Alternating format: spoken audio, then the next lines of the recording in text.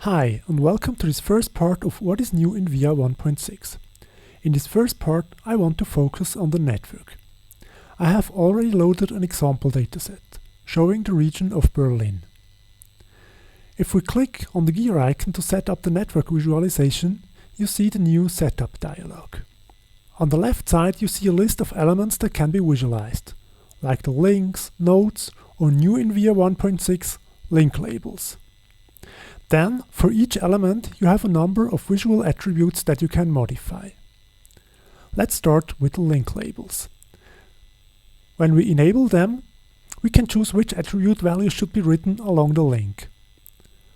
Let's just take the link ID and say OK. OK, this is a bit too much information at once, but if we zoom in, we can easily spot the different values. Now, let's change the attribute value to something else.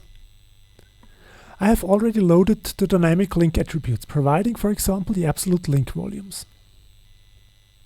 Let's choose those. Now we see different values as link labels, and they are even time dependent.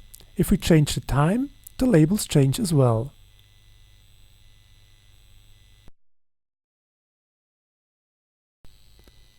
The link labels could also have a different color or a different font and size. Now, let's hide them and have a look at the links.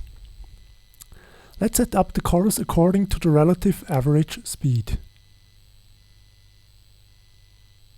Let's zoom out a little bit. This looks okay, but on all those green links, we don't know if it is just free speed because there is no one driving, or if there are vehicles but they are not jammed. In VIA 1.6, we can now improve this visualization by specifying the transparency of the links separately. Let's choose attribute mapping and then take the absolute volumes that we have. Let's say in the case that we have no traffic, it should be very transparent, and in the case we have a lot of traffic, it should be opaque. Okay, now this already looks much nicer. Now let's switch back to a single color and the default transparency. Let's have a look at a single node. We zoom in a little bit, and with the query tool we can select a single node. Now if we do a right click, we can now choose intersection flows. We get a nice chart showing how many vehicles cross that node, separated for each incoming and outgoing link pair. If we move the mouse over one connection, it gets highlighted, and the histogram in the upper right corner shows the value over the time of day of this direction only.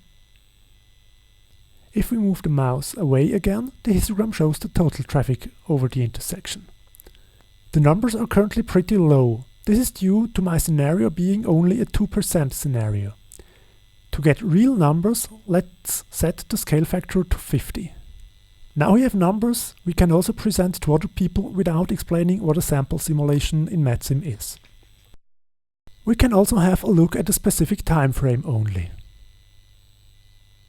If I move the time window around by clicking in between the two knobs, you may notice that the flow with the highest number of vehicles always has the same width in the chart, making it hard to compare different time windows visually. We can fix this by setting the maximum width manually. In this example, let's set it to 1000 vehicles.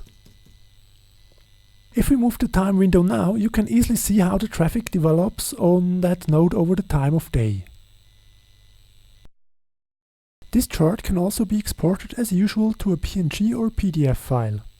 In addition, it is also possible to export it as an animated GIF file, showing hourly values. This file could easily be integrated into PowerPoint or other presentation applications. And that's all for today. Thanks for watching. Bye!